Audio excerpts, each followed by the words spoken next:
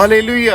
जैसे कि हम जानते हैं कि हमारा परमेश्वर जीवित परमेश्वर है, वो आज भी बड़े और आश्चर्य कर्म करता है। तो एक ऐसी ही बहुत ही बड़ी गवाही को हम सुनेंगे। जब डॉक्टर ने इनको नेफ्रोलॉजी वार्ड में शिफ्ट कर दिया तो फिर डॉक्टर ने इनको बोला था कि जांचें करवाओ। जब हमने रिपोर्ट्स करवाई तो उसमें बताया गया कि क्रिएटिन लेवल और यूरिया लेवल बढ़ा हुआ है, जिसके कारण इनकी किडनीज ने फंक्शन करना बंद कर दिया था। डॉक्टर्स ने मेरे पापा को 7 दिन तक के लिए एडमिट कर लिया था और इस कारण मेरे पापा के ऑक्सीजन मास्क लगा हुआ था, डायपर लगा हुआ था, यूरिन बैग लगा हुआ था। मेरे पापा टोटली बेड पे थे क्योंकि वो बेसुध थे।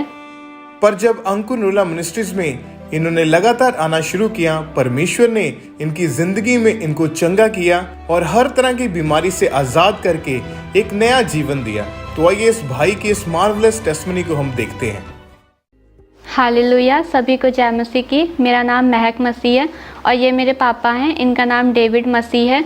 हम यूपी के रहने वाले हैं और आज मैं अपने पापा की अद्भुत गवाही देने जा रही हूँ। जून 2025 की बात है। मेरे पापा की तबीयत ख़राब होना शुरू हुई। इनके पेट में हल्का हल्का पेन शुरू हुआ और इनके वॉमिटिंग आना शुरू हुई और लूज मोशन लग गए। उसके बाद इनको हम लोकल डॉक्टर के पास लेके गए। लोकल डॉक्टर ने इनको मेडिसिन दी। ये मेडिसिन उनकी चली लेकिन उससे कोई फ़र्क नहीं पड़ा। तब हम इनको बड़े हॉस्पिटल ले गए। बड़े हॉस्पिटल जब इनको लेके गए वहाँ ये बेसुध हो गए। वहाँ पे मेरे पापा 4 घंटे तक ऐसे ही बेसुध रहे। जब मेरे पापा बेसुध थे तब इनको डॉक्टर्स ने जवाब दे दिया था, क्योंकि डॉक्टर्स को कोई बात समझ नहीं आ रही थी कि इनको क्या हुआ है। कभी डॉक्टर्स कहते थे कि इनको हार्ट अटैक आया है, कभी कुछ और। जब हम लखनऊ के सरकारी हॉस्पिटल में लेके गए, मेरे पापा की ब्लड जांचें हुई। उसमें बताया गया कि इनके किडनी में कोई इश्यू है। और जब हम इनको नेफ्रोलॉजी में लेके गए तो नेफ्रोलॉजी के डॉक्टर्स ने इनको सजेस्ट किया कि आप एडमिट हो। जब डॉक्टर ने इनको नेफ्रोलॉजी वार्ड में शिफ्ट कर दिया तो फिर डॉक्टर ने इनको बोला था कि जांचें करवाओ। जब हमने रिपोर्ट्स करवाई तो उसमें बताया गया कि क्रिएटिन लेवल और यूरिया लेवल बढ़ा हुआ है, जिसके कारण इनकी किडनीज ने फंक्शन करना बंद कर दिया था। डॉक्टर्स ने मेरे पापा को 7 दिन तक के लिए एडमिट कर लिया था और इस कारण मेरे पापा के ऑक्सीजन मास्क लगा हुआ था, डायपर लगा हुआ था, यूरिन बैग लगा हुआ था। मेरे पापा टोटली बेड पे थे क्योंकि वो बेसुध थे। जब मेरे पापा हॉस्पिटल में एडमिट थे तो हमारे मन में नेगेटिव थॉट्स आते थे, क्योंकि मेरे पापा ही कमाने वाले थे और उन्हीं के चलते हमारा घर चलता था। और हम पूरा परिवार के मन में नेगेटिव थॉट्स आते थे, क्योंकि जो डायलिसिस पेशेंट्स को जब हम देखते थे उनकी सिचुएशंस कुछ लोगों की क्रिटिकल होती थी, तो उनको देख के हमारे भी मन में नेगेटिव आते थे कि कहीं मेरे पापा को कुछ हो ना जाए। इनका लगातार ट्रीटमेंट चलता रहा। डॉक्टर्स इनको ड्रिप्स लगाते थे, इंजेक्शन लगाते थे और इनकी मेडिसिन चलती रहती थी। डॉक्टर ने इनको जवाब दे दिया था कि इनको लगातार डायलिसिस करवाना पड़ेगा और इनको मेडिसिन भी पूरी उम्र तक खानी पड़ेगी। जब मेरे पापा हॉस्पिटल में एडमिट थे, इनको डायलिसिस के लिए नेक में पाइप लगाया था।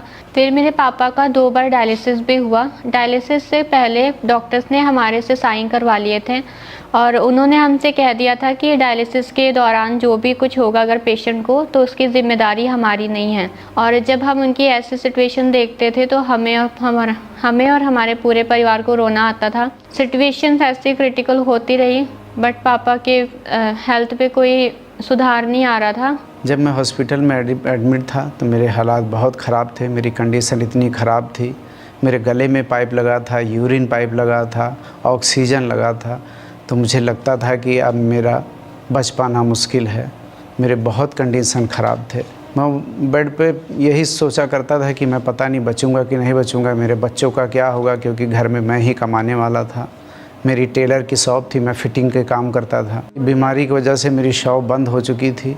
मैं बहुत परेशान था, काफ़ी दुखी था बच्चों को देख के कि आगे मेरे बच्चों के फ्यूचर का क्या होगा। मुझे ऐसा नहीं लगता था कि मैं नॉर्मल हो जाऊंगा, मैं अपना काम फिर शुरू करूंगा, क्योंकि मेरे हालात बहुत ज़्यादा ख़राब थे।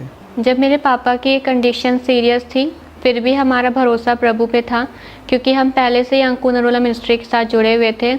हमने यहाँ की बहुत बड़ी बड़ी गवाहियों को सुना हुआ था और हमें पूरा विश्वास था कि प्रभु मेरे पापा को भी चंगा करके अपनी बड़ी गवाही के साथ खड़ा करेंगे। फिर मैंने ANM Hospital Prayer Line @gmail.com पे अपने पापा की प्रेयर रिक्वेस्ट सेंड की। फिर 6 जुलाई 2025 को जूम ऐप के द्वारा परमेश्वर के दास ने मेरे पापा के ऊपर ले हैंड प्रार्थना की।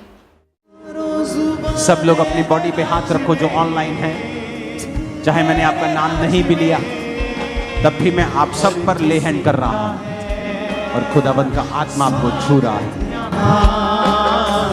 तेरे राज में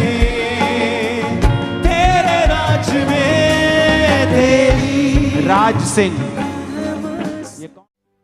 जब मेरे पापा के ऊपर परमेश्वर के दास ने प्रार्थना की तो मेरे पापा को ठंडक महसूस हुई। उसी समय इनकी हीलिंग स्टार्ट होनी शुरू हो गई। फिर शाम को मेरे पापा का ब्लड सैंपल गया और जब ब्लड सैंपल की रिपोर्ट आई अगले दिन ही वो सारी रिपोर्ट्स नॉर्मल थी। और उसके बाद डॉक्टर्स ने हमसे कहा कि 7 दिन बाद दोबारा रिपोर्ट होगी। 7 दिन बाद इनकी दोबारा रिपोर्ट आई, वो भी नॉर्मल थी। फिर डॉक्टर्स ने कहा 1 मंथ बाद दोबारा रिपोर्ट होगी, वो भी नॉर्मल थी। इसी तरह मेरे पापा की 2 से 3 रिपोर्ट हो गई और वो सारी रिपोर्ट्स नॉर्मल आई हैं। उस सामर्थ्य प्रार्थना के बाद मेरे पापा पूरी तरह से हील हो गए। इनके जो ड्रिप्स लगी हुई थी वो भी निकल गई। इनके गले में जो पाइप लगा हुआ था डायलिसिस का वो भी निकल गया। मेरे पापा का यूरिन बैग भी निकल गया और डायपर भी लगने बंद हो गए। प्रभु के दास ने जब मेरे पे ले हैंड किया, जूम ले हैंड किया, तो मुझे ठंडक महसूस हुई, मेरी हीलिंग शुरू हो गई। दूसरे दिन मुझे डिस्चार्ज मिल गया, मेरी सारी रिपोर्ट नॉर्मल थी और मैं फिर घर आ गया। धीरे धीरे मेरी जो वीकनेस थी वो ठीक हो गई, मैं पूरी तरह से हील हो गया और अब मैंने अपना शॉप खोला, मैं अपना काम कर रहा हूँ और हम आज पूरी फैमिली हम बहुत आनंदित हैं, प्रभु में बहुत खुश हैं। जो लोग आज भी बीमार या हॉस्पिटल में एडमिट्स हैं, मैं उन सबको यही मैसेज देना चाहूँगी कि वो जीसस के साथ जुड़े रहें और वो सच्चे जीवित भवन के साथ जुड़े रहें, क्योंकि परमेश्वर जैसे पहले हील करते थे वो आज भी हील करते हैं। परमेश्वर ने, खुदावन यीशु मसीह ने जिस तरह से मेरे पापा को हील किया वो आप सबको भी चंगा करने की पूरी सामर्थ्य रखते हैं और वो आप सबको भी चंगा करेंगे।